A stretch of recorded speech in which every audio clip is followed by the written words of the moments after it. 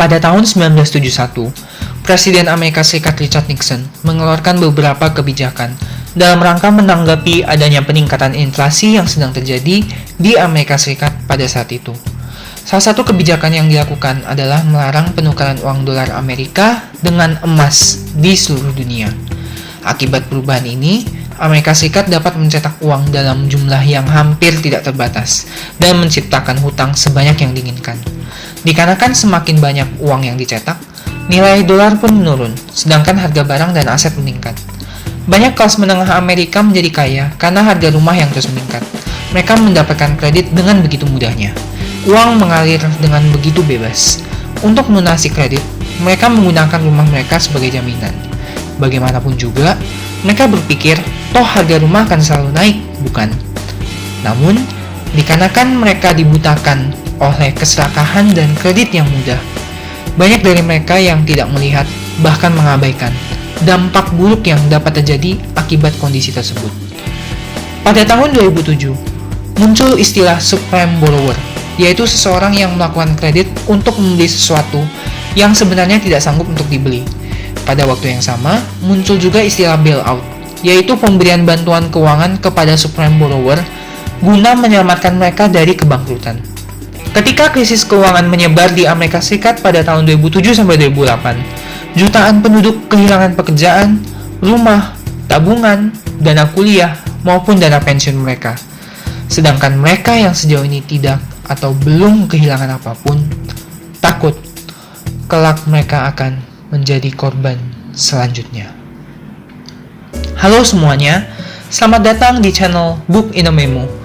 Channel ini berisi intisari dari buku-buku yang dikarang oleh para pakar dari seluruh dunia. Pada hari ini, buku yang akan dibahas berjudul Rich Dad's Conspiracy of the Rich, The 8 New Rules of Money.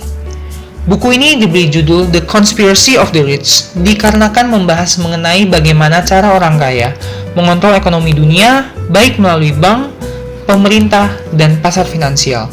Seperti yang kita ketahui, hal ini telah berlangsung sangat lama dan akan terus berlanjut sepanjang usia manusia. Saya tidak yakin kebijakan akan berubah. Artinya, saya dan Anda lah yang harus berubah. Ketika Presiden Richard Nixon melarang penukaran uang dolar Amerika terhadap emas pada tahun 1971, aturan tentang uang seketika berubah. Dan hari ini, uang yang kita kenal bukanlah lagi disebut uang. Itulah mengapa aturan baru pertama tentang uang adalah money is knowledge. Uang adalah pengetahuan. Pada saat ini, aset tradisional tidak selalu akan membuat Anda kaya atau aman secara finansial. Sangat mungkin yang namanya kehilangan uang untuk bisnis, rumah, saham, obligasi, dan komoditas, bahkan emas. Pengetahuan membuat diri Anda menjadi kaya, dan kurangnya pengetahuan membuat diri Anda menjadi miskin. Pengetahuan adalah yang menjadi uang di kondisi baru seperti ini. Aturan baru kedua tentang uang adalah learn how to use debt. Pelajari cara menggunakan hutang. Janganlah anti dengan yang namanya hutang. Hutang tidaklah buruk. Penyalahgunaan hutang itulah yang buruk. Hutang itu ibarat pisau bermata dua.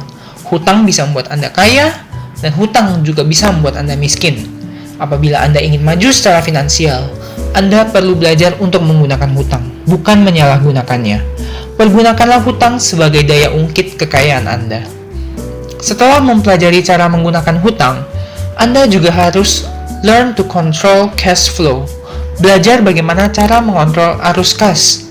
Ketika Anda berhutang, uang Anda mengalir dari kantong Anda masuk ke kantong orang lain. Pada saat ini, banyak orang mengalami kesulitan finansial. Hal ini disebabkan karena mereka memiliki terlalu banyak uang yang mengalir dari kantong mereka dan sangat sedikit uang yang mengalir menuju ke kantong mereka. Jika Anda ingin aman secara finansial, pelajari caranya supaya lebih banyak uang yang mengalir menuju ke kantong Anda. Aturan keempat tentang uang adalah prepare for bad times and you will only know good times. Persiapkan diri untuk kondisi buruk dan Anda hanya akan mengalami saat-saat yang menyenangkan. Jika seseorang hanya terbiasa dengan ekonomi yang berkembang, mereka mungkin tidak akan pernah siap untuk hidup dalam kondisi ekonomi yang sedang buruk, baik itu mengalami deflasi ataupun hiperinflasi. Aturan baru kelima tentang uang adalah the need for speed, perlunya kecepatan. Banyak orang sedang berjuang secara finansial hari ini karena mereka terlalu pelan atau lambat. Mereka tidak dapat mengalahkan kecepatan bank dalam mencetak uang. Dalam hal transaksi keuangan, kebanyakan orang masih hidup seperti zaman dahulu, di mana mereka masih dibayar per jam, per bulan, atau per transaksi, bekerja untuk mendapatkan komisi, seperti yang terjadi pada agen properti ataupun broker saham. Pada sistem keuangan dunia saat ini, uang sudah berevolusi dari sistem barter menjadi uang digital. Pada saat ini, orang yang lambat akan tertinggal. Sedangkan mereka yang akan sukses di masa depan adalah entrepreneur, yang memahami betapa cepatnya bisnis dan uang berubah, serta mereka yang memiliki kemampuan dan fleksibilitas untuk beradaptasi dengan cepat. Orang yang paham betul dengan prinsip ini dapat bertransaksi bisnis selama 24 jam dalam seminggu. Daripada menghasilkan uang setiap bulannya, mereka dapat menghasilkan uang bahkan untuk setiap detiknya. Aturan baru ke-6 tentang uang adalah learn the language of money. Pelajari bahasa uang. Bahasa adalah bagian utama yang menggambarkan kebiasaan orang dalam menggunakan uang. Dengan mempelajari hal ini, kita bisa memahami cara orang lain menghitung nilai uang serta cara mereka dalam bertransaksi. Hal ini akan membantu saya dan Anda membuat shortcut atau jalan pintas dalam melakukan transaksi.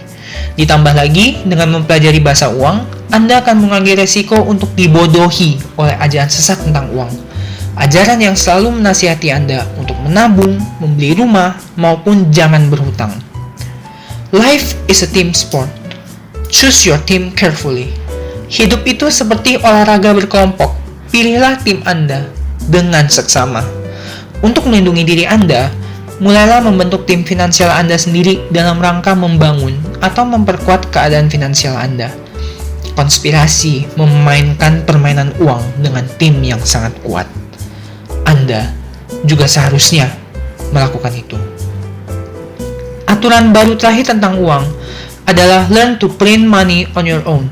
Semenjak uang menjadi semakin tiada harganya, belajarlah untuk mencetak uang sendiri. Aturan baru ini terhubung kembali ke aturan pertama tentang uang. Uang adalah pengetahuan. Semenjak uang menjadi semakin tidak ada harganya, ditambah lagi dengan krisis keuangan yang sedang terjadi saat ini, seseorang dengan pengetahuan finansial memiliki keuntungan lebih dibandingkan mereka yang hanya memiliki pendidikan keuangan yang bersifat tradisional. Pada saat ini, dunia berada dalam krisis ketidaktahuan dan ketidakmampuan secara finansial.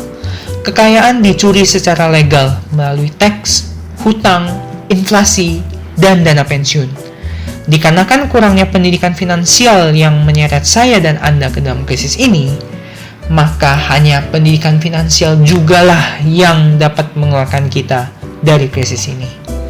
Kita dapat mengubah diri kita sendiri dengan mengubah cara kita berpikir dan apa yang kita pelajari. Apabila Anda masih berada di sini, kemungkinan besar Anda telah menonton video ini secara keseluruhan. Terima kasih telah meluangkan sedikit dari waktu Anda untuk menonton video singkat ini. Semoga apa yang telah disampaikan dapat bermanfaat bagi Anda. Mohon dukungan Anda dengan like video dan subscribe channel ini. Jangan lupa klik lonceng notifikasi supaya kalian tidak ketinggalan video baru dari kami. Terima kasih dan sampai jumpa lagi di video selanjutnya.